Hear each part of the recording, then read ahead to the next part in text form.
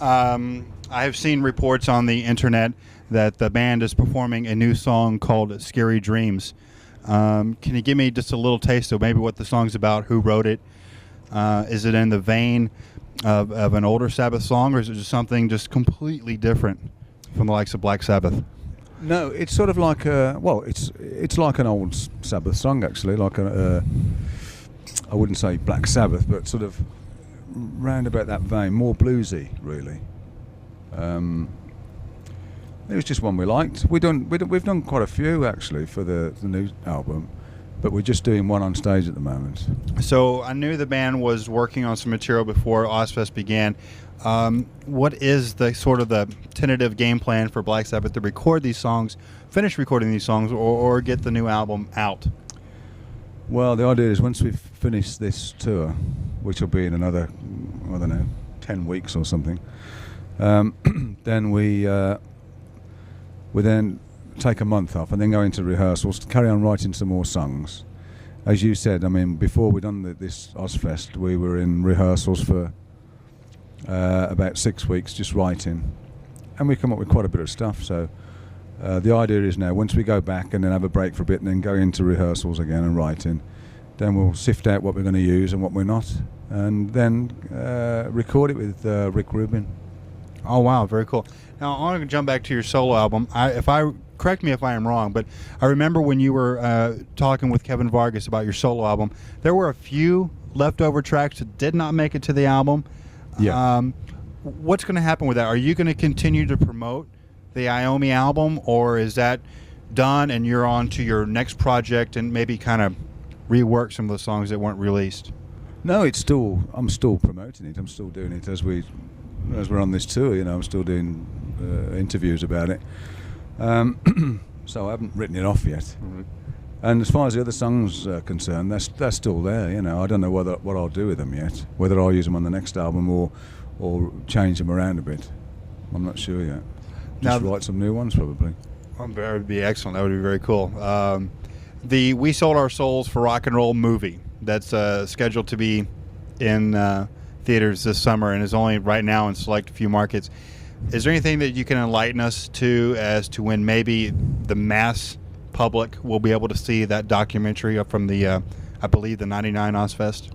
Yeah, I'm not sure actually. I don't really know on that. I've only seen sort of the rough takes of that was sent to England and that we okayed, but I don't know much else about it really. I leave that to our management department. I understand that. Now, getting to your guitar and your personal information, I was reading about trying to gather some information and educate myself on. You play your own specially designed guitar. I do.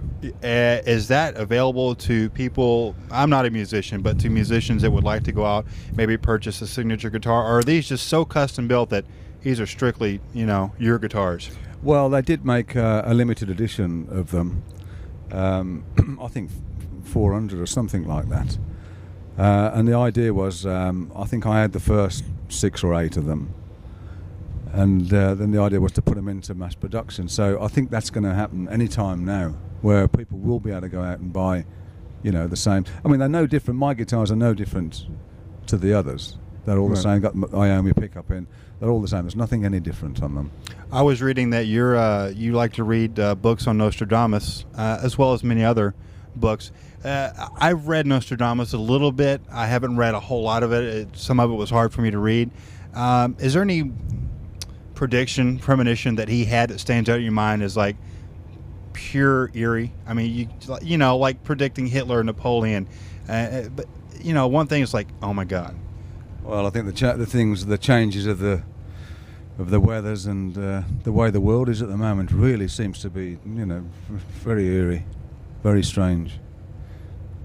Sounds good. Yeah. Now, I've read certain stories on the internet, and I would like you to clarify as best you can, true or false. Ozzy's health has been talk of some news reports here and there.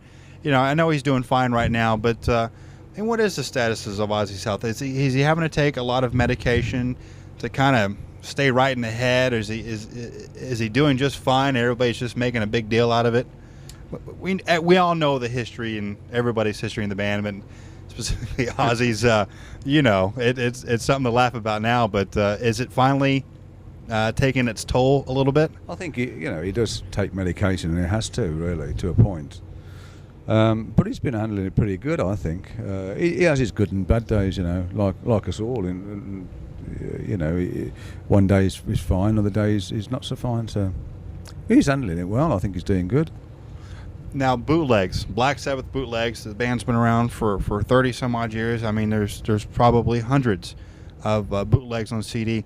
Have you ever collected any of those? I remember reading an article one time with Jimmy Page liked to collect all the Led Zeppelin bootlegs just to have as a personal memento of anything.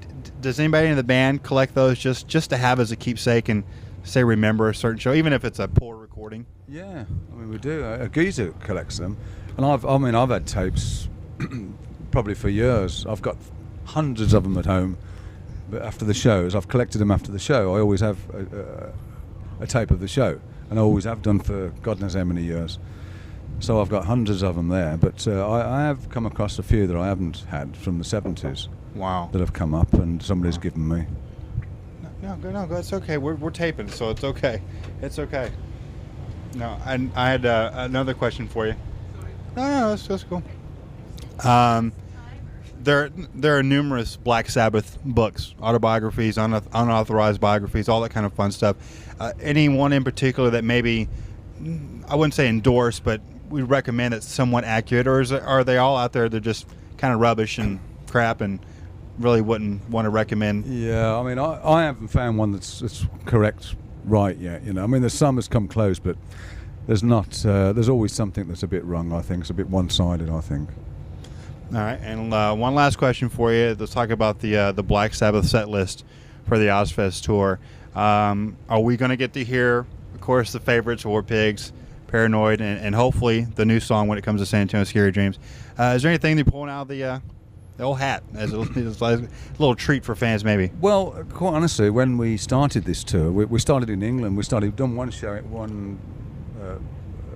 in England, open air, and we had quite a few of the new old ones, if you like, which was really good and really enjoyed it. But since we've come here now, we've got to shorten the set down because of the amount of people that's on. We've got to give them some time, otherwise they'll be playing 5 minutes and then we'll be on. It'll be 5 minutes each, so we've had to pull some of the songs out, unfortunately. But we've still got to retain, War Pigs and Black Sabbath and the ones that people want to hear. And it's a shame because I'd have liked to have done more. We'd have liked to have played longer, and we were all set and rigged up to play longer and play some of the older ones that people probably hadn't heard or never heard. I know when we were playing them, it was great because it's been so many years since we played them. It felt really good to be able to redo them. But unfortunately, we've only got a couple in the set now. Wow. Well, I thank you for your time today. Thank you very much. San Antonio, Texas, of course, is looking forward to Black Sabbath this Tuesday at the Verizon Wireless Amphitheater. And it was, we thought when we saw the band last time, and it was, I guess you could call it the first, last forever show.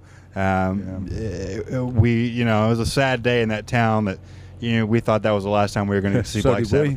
Yeah, well, we thought that too. I mean, that was the plan. I mean, we weren't intending on actually coming out again. But San Antonio, Texas, man. I mean, that is the mecca of heavy metal, hard music, I love it. And trust me, these fans are definitely looking forward to seeing and very appreciative that they're going to get to see Black Sabbath one more time. Fantastic. Cool. We're looking forward to being there. Outside the boundaries of their phony world of kicks is the ever-present possibility of discovery. This must be avoided at all costs, for discovery brings with it the penalties of society: shame, arrest, prison. Forget it, man, and get with the countdown. Shake this square world and blast off for Kicksville.